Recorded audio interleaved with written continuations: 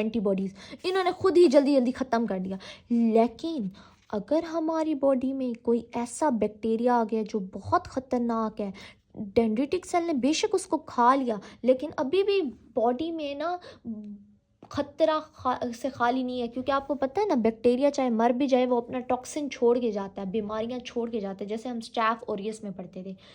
ये क्या करेगा, डेंड्रिटिक सेल खा लेगा, फ़ौरन भागेगा भागेगा भागेगा, टी सेल्स के पास जाएगा। टी सेल क्या करेगा, टी सेल बी सेल को एक्टिवेट करेगा, बी सेल प्लाज्मा सेल बनाएगा, प्लाज्मा सेल एंटीबॉडीज़ बनाएगा, बी सेल कन्वर्ट हो जाएगा मेमोरी सेल, मतलब पूरी इम्यूनिटी डेवलप हो रही है। This is the difference of antigen and immunogen. Antigen क्या करता है, सिर्फ लड़ता है और मर जाता है। लड़ने आया, ये बेचारा लड़ने आया, इसने इम्यूनिटी डेवलप नहीं की, मतलब इम्यूनिटी इसके खिलाफ नहीं। लेकिन इम्यूनोजन क्या है, एक बड़ी चीज़ है, एक ख़तरनाक चीज़ है, एक बाहर से आने वाली चीज़ है। ये इम्यूनोजन है जो कि लड़ भी रहा है, ये लड़ भी रहा है, इससे इनगल्फ भी करेगा, इससे लड़ाई भी करेगा, इनगल्फ भी होगा, लेकिन इम्यूनिटी भी अपने खिलाफ डेवलप करवा के जाएगा। ये डिफरेंस है एंटीजन और इम्यूनोजन का। I hope you understand. Antigen जो है ना, सिर्फ लड़ने आता है, वो इम्यूनिटी उसके खिलाफ डेवलप नहीं होती, ज़रूरत ही नहीं पड़ती उसके खिलाफ इम्यूनिटी डेवलप करने की। लेकिन एक ऐसा दुश्मन जो बार बार आपको ख़तरे, आपको पता हो कि हमारे इन्वायरमेंट में है और मुझे बार बार ख़तरा होगा, तो आपकी बॉडी उसके खिलाफ पहले से ही इम्यूनिटी डेवलप कर लेती है। That is called the immunogen. अब आ जाओ डेफिनेशन पे, ताकि आपको समझ आ जाए what is antigen and what is immunogen. Okay, अब आ जाओ, हमारे पास इम्यूनोजन क्या है, एक ऐसा मॉलिक्यूल है जो इंड्यूस करता है अडॉप्टिव आर्म इम्यून रिस्पॉन्स को। मतलब वो इंड्यूस कर रहा है अडॉप्टिव आर्म में, कौन से आ रहे हैं, टी सेल और बी सेल, कि भाई तुम लोग एक्टिवेट हो और इम्यूनिटी डेवलप हो, वो इंड्यूस कर रहा है। और जो एंटीजन है वो एक ऐसा इम्यूनोजन है that reacts with highly specific receptors on T cells and B cells. What is the meaning of that, मतलब कि वो रिएक्ट कर रहा है, वो सिर्फ लड़ने आया है। किससे लड़ रहा है, वो सिर्फ डेंड्रिटिक सेल से भी लड़ रहा है, टी सेल से भी लड़ता है, बी सेल से भी। टी सेल पे जो रिसेप्टर होते हैं उनको कहते हैं TCR, और जो बी सेल पे रिसेप्टर होते हैं उनको कहते हैं BCR। वो सिर्फ TCR से भी लड़ेगा, BCR से भी लड़ेगा, लेकिन उसके खिलाफ मेमोरी सेल्स नहीं बनेंगे, ना एंटीबॉडीज़, मतलब उसके खिलाफ इम्यूनिटी डेवलप नहीं होगी। अभी मैंने आपको ये बताया था कि वो डेंड्रिटिक सेल उसे खा जाता है, लेकिन साथ में टी सेल से भी लड़ेगा, वो बी सेल से भी लड़ेगा, लेकिन उसके खिलाफ मेमोरी सेल नहीं बनेंगे, एंटीबॉडीज़ नहीं बनेंगे, क्योंकि वो इतना ख़तरनाक नहीं है, बस उसको बॉडी से एक बार रिमूव कर दिया गया है। लेकिन जो इम्यूनोजन है वो अडॉप्टिव आर्म को एक्टिवेट करेगा और एक इम्यूनिटी डेवलप करेगा। अब एक और क्वेश्चन आता है बच्चों का कि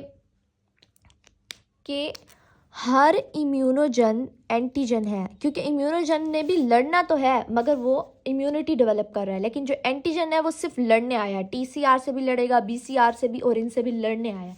वो लड़ता है मगर इम्यूनिटी डेवलप नहीं करता। तो आप यूं कह सकते हो कि immunogen is basically is an antigen, मतलब every immunogen is an antigen. हर इम्यूनोजन एंटीजन है, लेकिन सारे एंटीजन्स इम्यूनोजन नहीं है, क्योंकि एंटीजन सिर्फ लड़ रहे हैं। Every immunogen is an antigen but every antigen is not immunogen, क्योंकि एंटीजन लड़ता है मगर इम्यूनोजन नहीं है, इम्यूनिटी डेवलप नहीं करता। अब ये आपको सारी बात इम्यूनिटी के बारे में, सारी इम्यूनोजन के बारे में सारी बात आपको इसके डिटर्मिनेंट से आएगी। अब ये क्या है ये मैं आपको आगे एक्सप्लेन करती हूँ। स्टूडेंट्स, अब मैं आपको डिटर्मिनेंट्स ऑफ इम्यूनोजेनिसिटी के बारे में बताने से पहले आपको स्टिकी नोट्स सिखाना चाहती हूँ, अगर आप लोग बनाना चाहो, क्योंकि UHS का शॉर्ट क्वेश्चन है, difference between the antigen and immunogen. तो अब आपको ये पता होना चाहिए कि एंटीजन और इम्यूनोजन की एग्जांपल्स में कौन कौन से आ सकते हैं। सबसे पहले एंटीजन की डेफिनेशन है एनी सब्सटेंस और molecule that can be recognised as foreign in, मतलब हो वो बाहर का ही मॉलिक्यूल, लेकिन वो सिर्फ बाइंड करे एंटीबॉडीज़ बी सेल और टी सेल के साथ बाइंड करे और उससे लड़े, लेकिन इम्यूनिटी डेवलप ना करे, मतलब बी सेल्स मेमोरी सेल ना बनाए और टी सेल मेमोरी सेल ना बनाए, मतलब उसके खिलाफ इम्यूनिटी डेवलप नहीं हो रही, सिर्फ वो लड़ने के लिए आया है। वो इतना ख़तरनाक नहीं है कि हम उसके खिलाफ उसको मेमोरी में स्टोर करें, मतलब उसने हमारी बॉडी को इतना नुकसान नहीं पहुंचाया, हम उसको मेमोरी में स्टोर नहीं करेंगे। हम अपने ख़ास दुश्मनों को ही मेमोरी में स्टोर करते हैं, जो कि इम्यूनोजन होते हैं। एक एंटीजन इम्यूनोजन हो भी सकता है, नहीं भी हो सकता, मतलब एंटीजन तो लड़ता है, लेकिन कुछ एंटीजन्स ऐसे होते हैं जो इम्यूनिटी भी डेवलप करवा के जाते हैं, तो उनको हम इम्यूनोजन कहेंगे। इसलिए कोई भी एंटीजन इम्यूनोजन हो भी सकता है, नहीं भी हो सकता, लेकिन तमाम एंटीजन्स इम्यूनोजन नहीं होते। It's mean immunogen is a type of antigen. ये एक ऐसा एंटीजन है जो इम्यूनिटी भी डेवलप करवा के जाता है। इसमें एग्जाम्पल ये हो सकते हैं प्रोटीन्स, कार्बोहाइड्रेट्स हो सकते हैं, लिपिड्स होते हैं, कोई न्यूक्लिक एसिड्स, मतलब कोई ऐसा एंटीजन आया, फॉर एग्जांपल एक बैक्टीरिया आया, बैक्टीरिया का सिर्फ डीएनए अंदर आया, मतलब ऐसा भी पॉसिबल होता है कि बैक्टीरिया का सिर्फ डीएनए आ जाए, बैक्टीरिया का पॉलीसेकेराइड कैप्सूल आ जाए, बैक्टीरिया का कोई कार्बोहाइड्रेट आ जाए। तो बेसिकली जो प्रोटीन्स और लार्ज पॉलीपेप्टाइड्स होते हैं ना, वो ऐसे होते हैं, इतने ख़तरनाक होते हैं कि वो इम्यूनिटी डेवलप करवा के जाते हैं, वो इम्यूनोजन होते हैं। अब जैसे मैं आपको इम्यूनोजन की अब एग्जाम्पल भी कराती हूँ और डेफिनेशन भी, पहले डेफिनेशन पढ़ते हैं। इम्यूनोजन इज अ सब्सटेंस और molecule capable of inducing an immune response, induce करते हैं immune response. All are antigens, तमाम ये एंटीजन्स है, क्योंकि इम्यूनोजन लड़ता भी है और इम्यूनिटी डेवलप करवा के जाता है। इसमें जो एग्जांपल्स होती है वो प्रोटीन्स और लार्ज पॉलीसेकेराइड्स की होती हैं। जो प्रोटीन्स होते हैं और जो लार्ज पॉलीसेकेराइड्स होते हैं वो इम्यूनोजन होते हैं। अब हम करते हैं determinants of immunogen, which is the very very important according to our UHS. अच्छा, अब आपको समझ आ जाएगी बात। अब ना वो कहते हैं इम्यूनोजन होने के लिए ना ये क्वालिटीज़ होना ज़रूरी है, मतलब किसी भी पैथोजन की ना ये क्वालिटीज़ होंगी तो वो इम्यूनिटी डेवलप करवा के जाएगा, वरना नहीं जाएगा। अब कौन सी क्वालिटीज़ होना बहुत ज़रूरी है? नंबर 1, फॉरेननेस का मतलब क्या है कि मैं तुम लोगों को मज़े की बात बताती हूँ। अगर फॉर एग्जांपल फॉरेननेस का मतलब ये है कि हमारी ये बॉडी का पार्ट तो नहीं होता ना बैक्टीरिया, ये बाहर से आने वाला है, ये बाहर से आया हुआ है। हमारी बॉडी जानती है ये मेरे बॉडी का पार्ट नहीं है, ये बाहर से आया है। जितना ज़्यादा फॉरेननेस ज़्यादा होगी, मतलब इसमें कुछ ऐसी भी प्रोटीन्स होती हैं जो हमारी, फॉर एग्जांपल मैनोज़ है, या इसमें फॉर एग्जांपल ग्लूकोज हो, ग्लूकोज तो हमारी बॉडी में भी होता है, तो वो तो इतना ज़्यादा फॉरेननेस ना हुई ना। लेकिन अगर इसमें कोई ऐसी बाइंडिंग्स हो, कोई ऐसी चीज़ें हों, वो हमारी बॉडी का पार्ट नहीं है, तो हमारी बॉडी पहचानती है ये बाहर से आने वाला है, तो ये मतलब कितना फॉरेननेस है, कितना बाहर से आने वाला है, उतना ज़्यादा एंटीजन होगा, उतना ज़्यादा ख़तरा प्रोड्यूस करेगा, उतना ज़्यादा नॉन सेल्फ होगा। क्योंकि जो फॉरेननेस का मतलब है ये नॉन सेल्फ है, शॉर्ट फॉर्म में आप समझ लो ये नॉन सेल्फ, मतलब नॉन सेल्फ हमारी बॉडी की प्रोटीन नहीं है, ये बाहर की प्रोटीन है। हमारी टी और बी सेल्स आपको पता है ना, एजुकेटेड होते हैं, एनसीसीआई से रिलेटेड होते हैं, तो वो जानते हैं कि ये बाहर से आने वाला मॉलिक्यूल है, ये मेरी बॉडी का अपना हिस्सा नहीं है। और एक और इम्पॉर्टेंट यूएचएस का, वैसे भी मॉलिक्यूलर साइज़ पे भी डिपेंड करता है। अगर फॉर एग्जांपल ये बैक्टीरिया छोटा सा इसका एंटीजन आ गया, न्यूक्लिक एसिड आ गया, तब ये इतना कैपेबल नहीं है कि ये इम्यूनिटी डेवलप करवा के जाए। इसके लिए मॉलिक्यूलर साइज़ होना बहुत ज़रूरी है। जितना ज़्यादा मॉलिक्यूलर साइज़ होगा उतना ज़्यादा वो इम्यूनोजन होगा, उतना ज़्यादा एंटीजेनिसिटी प्रोड्यूस करेगा। एंटीजेनिसिटी का मतलब उतना ज़्यादा पैथोजेनिसिटी प्रोड्यूस करेगा, उतना ज़्यादा हमारी बॉडी को नुकसान देगा। बेसिकली इसका मतलब ये, जितना बड़ा साइज़ होगा उतना ज़्यादा इम्यूनोजन होगा, ठीक है। इसलिए वो कहते हैं कि मॉलिक्यूलर साइज़ 100,000 होना ज़रूरी है। और कुछ वेरी स्मॉल होते हैं अमाइनो एसिड्स, वो नॉन इम्यूनोजन होते हैं। फॉर एग्जांपल इतना सा एक अमाइनो एसिड आ गया बॉडी के अंदर बाहर से, तो वो इम्यूनिटी डेवलप नहीं कर सकता, वो बस आएगा हमारे टी और बी सेल से लड़ेगा बस, उस और ज़्यादा वो इम्यूनिटी डेवलप नहीं करेगी। लेकिन एक बड़ा मॉलिक्यूल जब आता है तो फिर आपकी बॉडी उसके खिलाफ एंटीबॉडीज़ बनाती है, उसके खिलाफ इम्यूनिटी प्रोड्यूस करती है। सेम एग्जैक्टली अब है केमिकल स्ट्रक्चर। अच्छा, ये दोनों एक ही चीज़ें हैं एक लिहाज से। सबसे पहले बाहर की प्रोटीन हो, फॉरेनर्स हो, नॉन सेल्फ हो, हमारी बॉडी की अपनी प्रोटीन ना हो, हमारे जैसे मिलती जुलती ना हो। जितना ज़्यादा बाहर की प्रोटीन्स इसकी मिल रही होंगी उतना ज़्यादा हमारी बॉडी इसके खिलाफ इम्यूनिटी प्रोड्यूस करेगी। जितना बड़ा साइज़ होगा उसके खिलाफ उतनी इम्यूनिटी प्रोड्यूस करने के चांसेस ज़्यादा है। जितना ज़्यादा केमिकल स्ट्रक्चर कॉम्प्लेक्स हो, but does it means, it means कि ये इसका जो ये कैप्सूल बना हुआ होता है, कैप्सूल डिफरेंट अगर प्रोटीन से बना हुआ है ना, यार मैं तो पेज खराब कर रही हूँ, अच्छा कोई बात नहीं। अब इसका ना कैप्सूल होता है, आपको पता है बैक्टीरिया पे, तो वो बाज़ औक़ात होमो एटम से बना हुआ होता है, होमो पॉलीमर होता है, मतलब एक ही जैसे एटम से मिलकर बना हुआ होता है। और बाज़ औक़ात ये डिफरेंट, फॉर एग्जांपल ये अमाइनो एसिड और है, ये अमाइनो एसिड और है, ये अमाइनो एसिड और है, तो इस तरीके से होता है, ठीक है। या ये पॉलीसेकेराइड से बना हुआ होता है ना, ये सेकेराइड और है, ये सेकेराइड और है, मतलब कि उसका कम्प्लेक्स होना बहुत ज़रूरी है। उसके लिए केमिकल स्ट्रक्चर उसका होमोपॉलीमर ना हो बल्कि हेट्रोपॉलीमर होना ज़रूरी है उसका। जितना ज़्यादा वो हेट्रोपॉलीमर होगा, डिफरेंट अमाइनो एसिड से बना होगा, डाइवर्स अमाइनो एसिड से बना हुआ होगा, उतना ज़्यादा वो इम्यूनोजेनिक होगा, मतलब उसका स्ट्रक्चर बहुत कम्प्लेक्स हो। एक तो वो बड़ा हो साइज़ में और उसका स्ट्रक्चर भी बहुत कम्प्लेक्स हो, डिफरेंट अमाइनो एसिड से बना हुआ हो। अगर एक ही टाइप के अमाइनो एसिड से बना होगा तो बॉडी कहेगी मैं तो इससे लड़ सकता हूँ, एक ही जैसा तो है। कुछ लोग होते हैं ना, लाइक अपने चेहरे पर नकाब रखते हैं, मतलब डिफरेंट डिफरेंट उनके चेहरे होते हैं, उनके खिलाफ हमें इम्यूनिटी प्रोड्यूस करने की ज़रूरत होती है। लेकिन एक होता है इंसान बिल्कुल प्योर एक ही एटम से बना हुआ, तो उसके खिलाफ ज़रूरी नहीं होता इम्यूनिटी हम डेवलप करें या ना करें। अच्छा, अब आ जाते हैं एपिटोप्स। What are epitopes? मैं आपको मज़े की बात बताती हूँ। अब ना ये हमारा जो पैथोजन आया, इसके पास ना कुछ ऐसी जगह होती है जहाँ से हमारी एंटीबॉडीज से अटैच होती है। मतलब जब एंटीबॉडी ना लड़ाई करने आती है ना पैथोजन से, रुक जाओ दिखाती हूँ। ये पैथोजन आया हुआ है, यहाँ पर एंटीजन आई हुई है, एंटीजन आती है, एंटीजन इसके साथ अटैच होती है और इसको ना ख़त्म करती है, इसके साथ लड़ती है। जितने ज़्यादा एपिटोप्स होंगे, एपिटोप वो साइड है जिसके साथ एंटीबॉडी अटैच हो रही है। एपिटोप पैथोजन की वो साइड है जिसके साथ हमारी एंटीबॉडी अटैच हो रही है। जितनी ज़्यादा किसी भी माइक्रोब पे, किसी भी एंटीजन पे जितनी ज़्यादा एपिटोप्स होंगी ना, मतलब वो जगहें जिससे एंटीबॉडी लग सकती है। फॉर एग्जांपल इसके पास 6 एपिटोप्स हैं, यहाँ पर भी एंटीबॉडी लग जाएगी, यहाँ पर भी एंटीबॉडी, यहाँ पर भी एंटीबॉडी, यहाँ पर भी, और मिलकर सारे इसको किल कर देंगे। जितनी ज़्यादा एपिटोप्स होंगी उतना ज़्यादा ये इम्यूनोजेनिक है। जितनी ज़्यादा किसी भी एंटीजन में एपिटोप्स होंगी, मतलब जहाँ पर एंटीबॉडीज़ लगती हैं, उतना ज़्यादा वो इम्यूनोजेनिक होगा, मतलब मल्टीवैलेंट होना चाहिए उसको।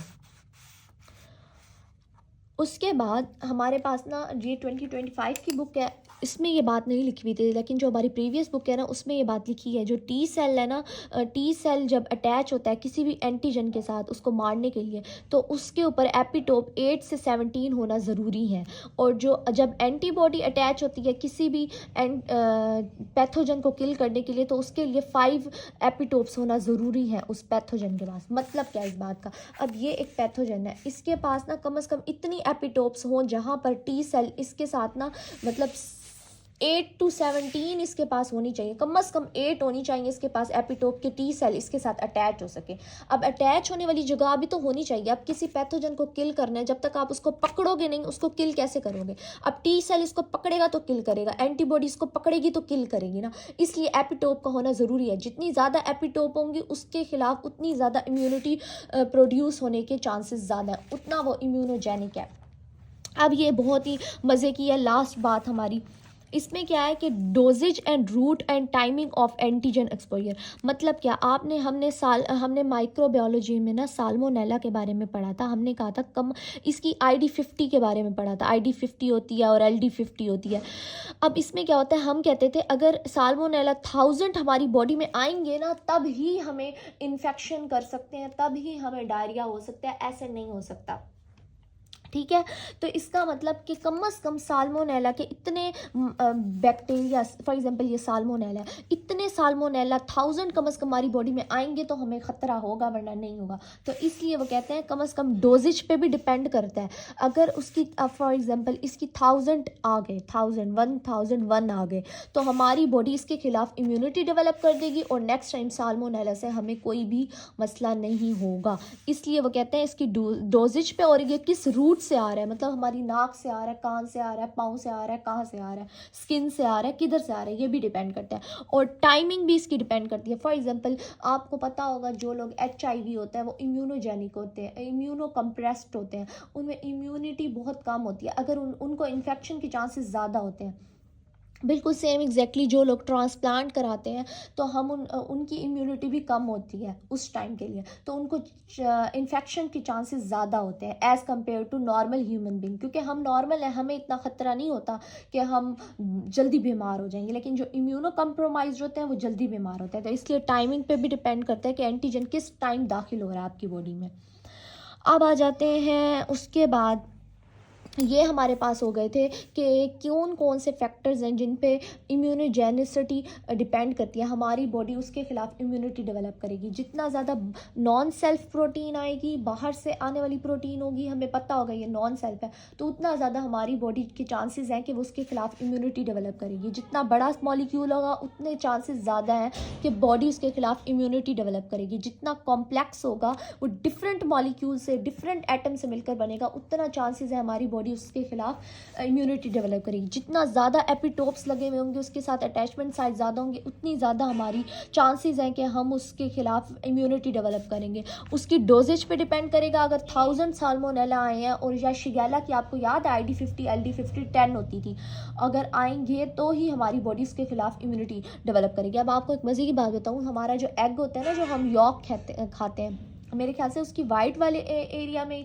या जो यॉक होती है ना, उसमें एक होता है साल्मोनेला हर एग के अंदर। तो वो तो हमें आकर कुछ भी नहीं कर सकता। अगर ऐसा होता तो एक साल्मोनेला से तो हम बीमार हो जाते, हमें डायरिया हो जाते, लेकिन ऐसा नहीं है। जब तक उस साल्मोनेला की 1000 क्वांटिटी नहीं आएगी ना हमारी बॉडी में, हम अफेक्ट नहीं हो सकते, हमें कुछ नहीं हो सकता।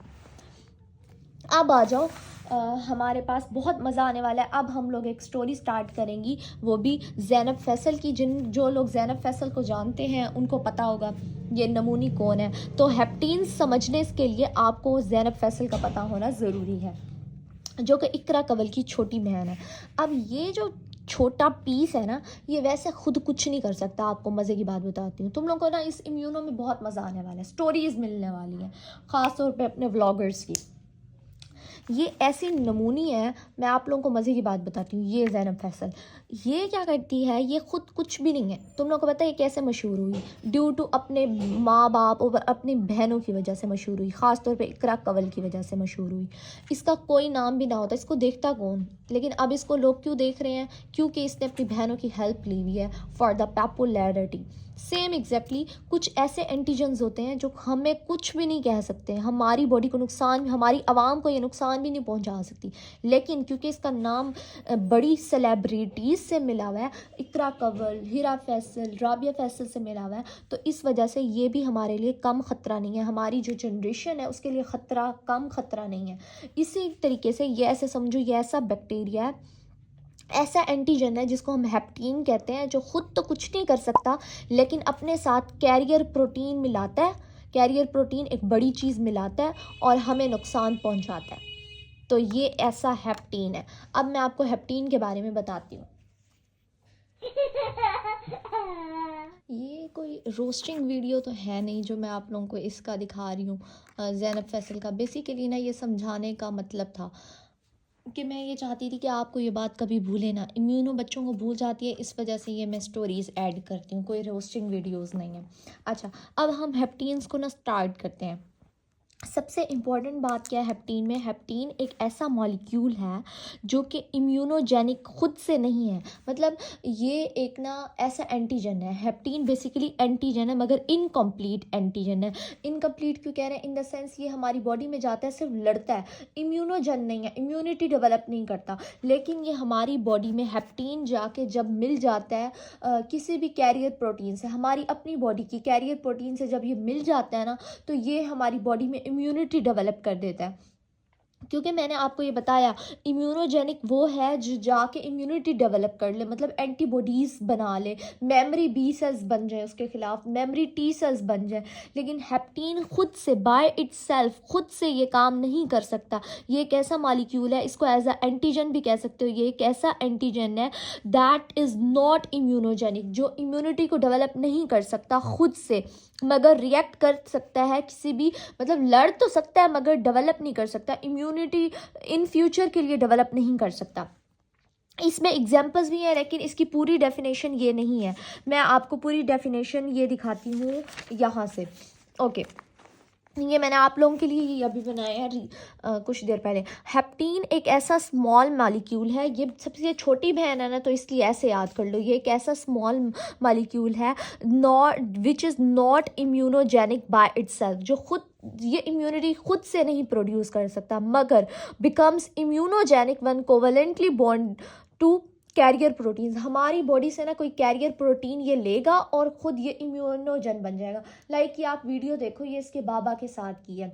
ये खुद कुछ नहीं कर सकती ये बच्ची, ये ना मतलब ऐसी है, ये इम्यूनिटी डेवलप नहीं कर सकती, कोई अच्छा इम्पैक्ट क्रिएट नहीं कर सकती हमारी बॉडी में, हमारी आवाम में। बस ये जो अगर कैरियर प्रोटीन के साथ ये मिल जाती है ना, तो ही ये इम्यूनिटी को डेवलप कर सकती है। तो आप इस वीडियो से ऐसे याद कर लो हेप्टीन्स के बारे में, और हेप्टीन की जो एग्जांपल्स हैं वो मैं यहाँ से कराती हूँ। ओके, तो अब हेप्टीन्स की जो एग्जांपल है ना, वो ये है कि ये एक स्मॉल मॉलिक्यूल हो सकता है, कोई भी न्यूक्लिक एसिड हो सकता है। फॉर एग्जांपल कोई हमारी बॉडी में न्यूक्लिक एसिड आया किसी भी बैक्टीरिया या वायरस का, या लिपिड आ गया, या ड्रग। सबसे इंपॉर्टेंट ये है पेनिसिलिन। पेनिसिलिन आपके पास यूएचएस में एमसीक्यूज भी आया हुआ था, कौन जो है ना एक्ट करता है as a hapten, which is a penicillin. Penicillin है, हालांकि ये एक ड्रग है, ये क्या करती है हमारी बॉडी में जाती है। कुछ लोग ना इम्यूनोजेनिक, कुछ लोग ना मतलब इससे एलर्जिक होते हैं, तो उनमें क्या होता है बेसिकली पेनिसिलिन क्या करती है, जाके बीओटी सेल्स से लड़ती है, लेकिन ये इम्यूनिटी डेवलप नहीं कर सकती। लेकिन ये हमारी बॉडी में ना कैरियर प्रोटीन खुद उठाती है और उसके साथ अटैच होती है, और फिर ये इम्यूनोजेनिक बन जाती है। फिर ये हेप्टीन, इसको हम हेप्टीन कहते हैं क्योंकि ये खुद से कुछ नहीं क्रिएट कर सकता, हमारी कैरियर प्रोटीन उठाएगा और उसके साथ मिलकर वर्क करेगा और बन जाएगा। अच्छा, अब ना मैं आपको ये बुक की लाइंस भी दिखाती हूँ, ये सारा बुक से मैंने कॉपी किया हुआ है। Note, peptides are not proteins, मतलब पेप्टाइड्स आर नॉट हेप्टीन्स यहाँ आना चाहिए। पेप्टाइड्स जो है ना वो हेप्टीन्स नहीं हो सकते, क्योंकि मैं बताती हूँ पेप्टाइड्स आर नॉट हेप्टीन्स। क्यों नहीं हेप्टीन्स हो सकते? क्योंकि बेसिकली जो पेप्टाइड्स है ना वो खुद इम्यूनोजेनिक होते हैं, इम्यूनिटी खुद से जो है ना जनरेट कर सकते हैं। ये एक स्मॉल मॉलिक्यूल नहीं होता पेप्टाइड्स। हेप्टीन्स बेसिकली वो एंटीजन है जो खुद इम्यूनिटी डेवलप नहीं कर सकता, मगर हमारे ही कैरियर प्रोटीन के साथ मिलता है और वो हमारे बॉडी में इम्यूनिटी डेवलप कर सकता है, लाइक अ पेनिसिलिन। ये शॉर्ट क्वेश्चन भी आता रहता है। अब हम बुक से मैं आप लोगों को रीड आउट कराती हूँ ताकि आप लोगों को क्लियर हो जाए। अब यहाँ से डेफिनेशन देखते हो, hapten is a small molecule, small भी लिख सकते हो, that is not immunogenic by itself but can react with specific antibody. आगे यहाँ से इन्होंने लिखा हुआ है only when covalently bond to a carrier protein. जब कैरियर प्रोटीन के साथ मिलेगा तब ही हेप्टीन्स जो है ना हमारी बॉडी में अडॉप्टिव आर्म को एक्टिवेट कर सकते हैं, मतलब इम्यूनिटी डेवलप कर सकते हैं। अच्छा जी, अब वो क्या कहते हैं, अब वो कहते हैं कुछ एग्जांपल्स हैं, उनमें एग्जांपल स्मॉल मॉलिक्यूल्स हो सकते हैं, न्यूक्लिक एसिड्स हो सकते हैं, लिपिड्स हो सकते हैं, और ड्रग्स जैसे कि पेनिसिलिन हो सकती है।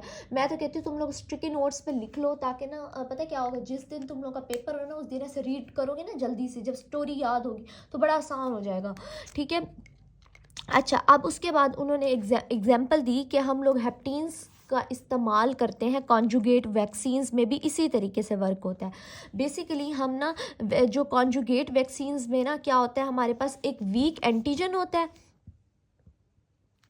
वो अपने साथ हम ना अब देखो कॉन्जुगेट वैक्सीन्स क्या होते हैं, हम वैक्सीन में क्या करते हैं, हम एंटीजन, एक ऐसा एंटीजन जो अंदर जाके बीमारी कॉज ना कर सके, हम उसमें वीक एंटीजन डालते हैं और साथ में वो हमारी अपनी बॉडी की प्रोटीन लेता है, स्ट्रॉन्ग प्रोटीन डालते हैं, तब ही वो हमारी बॉडी में इम्यूनिटी डेवलप कर सकता है। ये पास पेपर का क्वेश्चन भी है, इसलिए मैंने यहाँ पर लिख दिया था कि जो कॉन्जुगेट वैक्सीन्स होते हैं ना, वो वर्क करते हैं एज अ हेप्टीज, मतलब वो खुद देखो वीक एंटीजन खुद तो इम्यूनिटी डेवलप नहीं कर सकता, लेकिन वीक एंटीजन हमारी ही स्ट्रॉन्ग पेप्टाइड के साथ मिलेगा और इम्यूनिटी डेवलप कर देगा। This is the example of hapten. अब उन्होंने आगे कुछ एग्जाम्पल्स देनी है, यूएचएस के वो भी आए हैं MCQs यहाँ से। अच्छा, हमारे जो हेप्टीन्स हैं वो हमारी नॉर्मल प्रोटीन्स के साथ जो है ना अटैच हो जाती है, बस यही बात है। अच्छा, कुछ ऐसी ड्रग्स हैं लाइक पेनिसिलिन और पॉइजन ओक ऑयल, ये क्या करते हैं, अब ये पॉइजन है, ये क्या करता है हमारी बॉडी में जब जाता है ना, खुद तो कुछ नहीं कर सकता, पता है आपको, कुछ जहर ऐसे होते हैं जो खुद कुछ नहीं कर सकते, लेकिन जैसे ही हमारी बॉडी में जाते हैं वो हमारे ही कैरियर प्रोटीन अपने साथ अटैच करते हैं और हमारी ही बॉडी की इम्यूनिटी डेवलप कर लेते हैं। That is the example of. अच्छा, अब एक और चीज़ है receptor cross linking. What is the receptor cross linking? मैंने एक और एग्जाम्पल हमें दी, दो एग्जाम्पल दी। एक तो हमारा ये कि जो हेप्टीन्स है ना वो हमारे कैरियर प्रोटीन के साथ नॉर्मल प्रोटीन्स के साथ मिलती हैं, और ना जिसमें पेनिसिलिन की एग्जाम्पल और पॉइजन होगी, लेकिन उन्होंने साथ में हमें एक एग्जाम्पल दिया कि कुछ ऐसे हेप्टीन्स होते हैं जो कैरियर प्रोटीन के साथ बाइंड करते हैं और एंटीबॉडीज़ के साथ भी। अच्छा, ये आपको बात अभी समझ नहीं आएगी, ये हम लोग जब ना एनाफाइलेक्सिस करेंगे, ब्रोंको कंस्ट्रिक्शन, हाइपर मतलब ऐसा समझो हम नेक्स्ट चैप्टर्स करेंगे ना, तब ये बात मैं आपको क्लियर कर दूंगी रिसेप्टर क्रॉस लिंकिंग से, तो इसलिए इसको अभी यहाँ रहने दो, कोई मसला नहीं है। अच्छा, अब यहाँ पर उन्होंने फिगर में हमें हेप्टीन दिखाया हुआ है कि हेप्टीन खुद कैरियर प्रोटीन के साथ मिलेगा तो ही नाइव बी सेल्स को एक्टिवेट करेगा, और नाइव बी सेल्स एक्टिवेट होंगे। अच्छा, नाइव बी सेल्स के साथ ये अटैच हो रहा है, ये एंटीबॉडीज़ नहीं बना सकता, उसके बाद टी हेल्पर सेल इसको एक्टिवेट करेगा। हमें पता है ना, टी सेल आएगा, बी सेल को एक्टिवेट करेगा, तो बी सेल एंटीबॉडीज़ बनाएंगी। तो होता क्या है बेसिकली, ये आपको आगे भी ये बात समझ आ जाएगी जब हम बी और टी सेल में पढ़ेंगे, लेकिन बस बात इतनी सी है कि हेप्टीन खुद अकेला नहीं आता, वो कैरियर प्रोटीन के साथ मिलकर अटैच होता है और हमारे इम्यूनिटी डेवलप करता है, उसके खिलाफ एंटीबॉडीज़ डेवलप हो जाती हैं। That is the concept of hapten. अच्छा, अब हम चलते हैं बच्चों वाली बातों पे। बच्चों की तरह खेलेंगे, बच्चों की तरह हम कूदेंगे और बच्चों की तरह इम्यूनो का लेक्चर ख़त्म कर देंगे। अब जो इम्यूनो का लेक्चर है वो है एडजुवेंट्स के मुताबिक नहीं, एडजुवेंट्स के बारे में। अब आपके माइंड में क्वेश्चन आ रहा होगा, बच्चों वाली बातें, इतनी टफ बातें हम करते हैं और बच्चों वाली बातें कहाँ से आ गई हैं? Oh my God. इसमें सिर्फ आपने कंसेप्ट लेना है एडजुवेंट्स में। एडजुवेंट्स में क्या होगा, हम लोग इसमें उन्होंने ना बस आपको ना छोटी सी एक बात बताई है, इसमें कंसेप्ट क्या है एडजुवेंट्स में, वो कहते हैं, ये लाइन इसकी एक इम्पॉर्टेंट है बस। अच्छा, अब इसमें क्या होता है कि ना वो कहते हैं कि हम लोग ना जब वैक्सीन प्रोवाइड करते हैं, वैक्सीन की बात है बेसिकली, वैक्सीन के साथ ना हम कुछ वैक्सीन्स के साथ ना एडजुवेंट्स भी देते हैं। एडजुवेंट्स क्या होते हैं बताती हूँ। अब वैक्सीन में तो वीक एंटीजन होता है, वीक एंटीजन, ताकि वो जाके हमारे डेंड्रिटिक सेल्स उसको इनगल्फ करें, डेंड्रिटिक सेल टी सेल के पास जाएं, टी सेल बी सेल को एक्टिवेट करे, बी सेल उसके खिलाफ एंटीबॉडीज़ बना दे। लेकिन एडजुवेंट्स एक ऐसा मॉलिक्यूल है, मैं तुम लोगों को एक मज़े की पहले एग्जांपल देती हूँ फिर बताती हूँ, लेकिन अभी के लिए समझ आ जाए कि वैक्सीन के साथ हम एडजुवेंट्स देते हैं। अच्छा, बेसिकली आप देखो केक खा रहे हो, आपको ना आपके सामने बहुत बड़ा केक रखा है, ठीक है, बर्थडे पर आपको ना पहले कोई इत्तू सा केक खिलाए, ठीक है, फिर आपको थोड़ी देर बाद दोबारा सा इत्तू सा दे, फिर दोबारा इत्तू सा दे, फिर दोबारा इत्तू सा दे, मतलब आपको छेड़े कि इतना इतना इतना इतना। आपके अंदर, आपको पता है जब हम लोग ना किसी चीज़ को देखें या थोड़ा सा भी टेस्ट कर लेना, हमें भूख ना लगी हुई, हमें भूख लगना शुरू हो जाती है, हाँ, इतना दिल चाहता है कुछ खा लें, बस जाके उसको हप हप कर लें। सेम एग्जैक्टली हम लोग अपने यही मजाक इसके साथ करते हैं। हम क्या करते हैं, हम वैक्सीन के साथ ना एडजुवेंट करते हैं। एडजुवेंट वो बंदा है जो ना आपको इत्तू सा एंटीजन देगा। अब वैक्सीन में हम वीक एंटीजन दे रहे हैं। अब देखो फॉर एग्जांपल ये वीक एंटीजन जा रहा है, ठीक है, वीक एंटीजन जा रहा है, उसके साथ हमने एक बंदा भेज दिया जो कि एडजुवेंट्स है। वो क्या करता है, इसको कंट्रोल करेगा। वो हमारे ना टी और बी सेल्स को ना इतना सा पहले चखाएगा एंटीजन, थोड़ा सा, वो ना एक्टिवेट होंगे, फिर दोबारा थोड़ा सा ऐसे दिखाएगा, फिर दोबारा से देगा, फिर दोबारा इतना से, उनको और भूख लगती जाएगी। फिर ना वो ज़्यादा अरसे से, इसका फ़ायदा क्या होगा, ज़्यादा अरसे के लिए वो लॉन्ग टर्म एंटीबॉडीज़ बनेंगी इसकी वजह से। मतलब क्या इस बात का, मतलब ये कि बी और टी सेल्स एक्टिवेट हो रहे हैं कि खाना आया है बाहर से। बी और टी सेल, डेंड्रिटिक सेल को पता है वीक एंटीजन आया है। Weak antigen in the sense क्या होता है, बैक्टीरिया, वायरसेस, ये इनके लिए खाना होते हैं हमारे बी और टी सेल्स के लिए, ठीक है। ऐसे समझो केक है, ठीक है, केक है। अब ना ये ना हम इतना इतना से जो इनको केक देंगे तो ये तो मुसलसल ज़्यादा एक्टिवेट होंगे और बी से ज़्यादा एंटीबॉडीज़ बनाएगा कि खाना आया, जल्दी से एक्टिवेट हो, इसको पूरा जाके हड़प करके खाओ। मतलब इतना मच हम ना यूं चालाकी करते हैं कि इतू से देते हैं ताकि ना बी और टी सेल्स ना ज़्यादा अच्छे से एक्टिवेट हो जाए, एग्रेसिव बिहेवियर आए उनका, इम्यूनिटी बहुत अच्छी डेवलप हो जाए। और जब वहीं अगर फॉर एग्जांपल ये वैक्सीन मैंने दी, ये एंटीजन मैंने दिया, फॉर एग्जांपल कोरोना का दिया फॉर एग्जांपल, तो अब ये कोरोना के खिलाफ बहुत अच्छी एंटीबॉडीज़ बना के रखें, जैसे ही मेरी बॉडी में असल वाला कोरोना आया उसको हड़प करके खा जाएंगे, खुरुच खुरुच खुरुच। तो ऐसे हम देखो चालाकी से इम्यूनिटी डेवलप करते हैं। ये चालाकी हमारे पास नहीं है, साइंटिस्ट के पास है। ओके, भागो अब यहाँ से। अब लास्ट इसका टॉपिक है age and the immune response. इसको सिर्फ आपने रीड आउट करना है और कुछ इतना ख़ास इससे नहीं आता। रीड आउट पे 2-3 एमसीक्यूज़ हैं, वो मैं आपको बता देती हूँ। इसमें 2-3 एमसीक्यूज़ हैं, आप सिर्फ ये रीड कर लो कि जो इसमें यही बात है कि जो कि मैंने पहले भी बताई थी, जो आईजीजी एंटीबॉडीज़ हम 5 टाइप्स की पढ़ेंगे यहाँ पर भी। गेम से याद रखना है, GAMED। जो आईजीजी होती है ना, वो प्लेसेंटा के थ्रू फीटस में आती है और उसकी प्रोटेक्शन करती है। वो कहते हैं राउंड अबाउट 1 साल करती है, लेकिन ये 6 महीने, 3 से 6 महीने के दरमियान ही ख़त्म होने पड़ जाती है आईजीजी, फिर बच्चा खुद अपनी बनाएगा। फिर वो कहते हैं कि जो हमारे पास आईजीए होती है ना, जब माँ ना अपने बच्चे को फीड करा रही होती है ना ब्रेस्ट मिल्क से, तो आईजीए एंटीबॉडीज़ बच्चे में जा रही होती हैं ताकि बच्चा जो है ना प्रोटेक्ट रहे। अब देखो जब ना बच्चे की क्या हो रही है, डिलीवरी हो रही है, जब वो बाहर आ रहा है, इन्वायरमेंट में आ रहा है, उसका एक वो जो बबल था ना वो टूट गया है, वो फट गया है। वो एक गंदे इन्वायरमेंट में आ रहा है जहाँ इतनी गंदगी है, इतने माइक्रोब्स हैं, इतने बैक्टीरिया, बच्चे को कुछ भी हो सकता है। इसलिए अल्लाह ताला ने प्लेसेंटा के थ्रू आईजीजी को क्रॉस करने की इजाज़त दी हुई है और आईजीए के थ्रू माँ के ज़रिए बच्चे को मिल रही है आईजीए। इसलिए डब्बे वाला दूध भी नहीं देना आपने। एक ये एमसीक्यूज़ है, उसके अलावा एक और एमसीक्यूज़।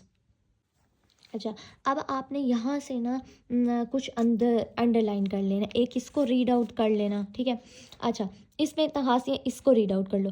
इसमें क्या है, इसमें ना उन्होंने टी सेल्स के बारे में ना एक बात बताई हुई है। क्या बात बताई हुई है, उन्होंने कहा है कि ना जो थाइमस होता है ना, विच is the source of new T cells. अच्छा, पता है आपको मज़े की बात बताऊँ, जो हमारे टी और बी सेल्स हैं, आपको पता है वो NCCI से रिलेटेड है ना, तो वो क्या है, बड़े एजुकेटेड है। उनकी एजुकेशन पता है कहाँ होती है, थाइमस ग्लैंड में होगी। ये हम आगे पढ़ेंगे टी सेल्स में। अच्छा, एक बात हमेशा याद रखना, ये जो पूरा चैप्टर था ना, ये पूरे इम्यूनिटी का निचोड़ था, समरी थी, इसलिए ना बहुत सारी बातें आपको आगे आगे समझ आती जाएंगी, कंसेप्ट बहुत क्लियर होते जाएंगे। अच्छा, अब क्या हो रहा है बेसिकली, जो मैंने आपको ये बता दिया, जो थाइमस है, जो हमारे टी सेल्स हैं, वो बड़े एजुकेटेड हैं। उनकी जो पढ़ाई लिखाई हो रही है, उनको जो एजुकेट किया जा रहा है वो थाइमस में किया जा रहा है। तो वो कहते हैं कि जो हमारा थाइमस ग्लैंड है ना, begins to atrophy during puberty. मतलब हमारी जवानी तक, जब हम प्यूबर्टी तक पहुँचते हैं ना, तब तक वो डेवलप करता है। उसके बाद थाइमस ग्लैंड की एट्रोपी आ जाती है। एट्रोपी मतलब वो ख़त्म होना शुरू हो जाता है। तो इसका मतलब टी सेल्स की एजुकेशन भी ख़त्म हो गई, जितनी होनी थी हो गई। अब जैसे हम 12वीं तक जो बच्चे पढ़ना चाहते हैं पढ़ लेते हैं, उसके बाद अगर किसी की शादी हो गई है तो वो कैसे पढ़ेगा, मतलब मुश्किल होती है ना। तो इस वजह से अब जब तक थाइमस ग्लैंड है, जब तक स्कूल है, वो पढ़ रहा है, जैसे ही वो ख़त्म वो नहीं पढ़ना। फिर वो कहते हैं कि जब 60 एज तक जो मेमोरी टी सेल्स है ना, उनकी मेमोरी ख़राब हो जाती है और जो बूढ़े होते हैं इसलिए उनकी इम्यूनिटी कम होती है और वो बीमार होना शुरू हो जाते हैं और उनको इन्फेक्शन शुरू हो जाते हैं। आज देखो आपको राज फाश हो रहे हैं आप लोगों के सामने। राज क्या फाश हो रहे हैं, कि बेटा जी आपकी इम्यूनिटी क्यों कम होती है जब आप जो है ना अपने बुढ़ापे पे पहुंचोगे, क्योंकि थाइमस ग्लैंड ही नहीं है, उसकी एजुकेशन नहीं हो रही टी सेल्स की। मेमोरी टी सेल्स 60 एज तक तो बेचारे अपनी मेमोरी रखते हैं, जो पढ़ लिख लिया उन्होंने 60 एज तक। 60 एज के बाद उन बेचारों की वो बूढ़े होने शुरू हो जाते हैं, वो एग्जॉस्ट हो जाते हैं। जो टी सेल्स हैं 20 साल वो एग्जॉस्ट हो जाते हैं, जिसकी वजह से क्या हो जाता है हमारे पास इम्यूनिटी कम हो जाती है बुढ़ापे में। दैट्स इट, आपने बस इसको एज अ रीड करना है, इतना कुछ खास नहीं है। और ये हमारा था चैप्टर नंबर 57 का last lecture. I hope you like the video. Please like share and comment. और अगर कोई बात समझ नहीं आई और कोई कमी बेशी रह गई है तो आप कमेंट सेक्शन में ज़रूर बताएं, ताकि मैं इस चीज़ को थोड़ा सा मतलब बेटर वे में टीच कर सकूं। क्योंकि मुझे ऐसा लगता है कभी कभी कि आप के सामने जब फेसेस नहीं है ना, तो आप सही से डिलीवर नहीं कर पाते, बट कोशिश होती है कि डिलीवर अच्छा किया जाए। और एक लाइक कर दिया करें ताकि मोटिवेशन आए मुझे भी।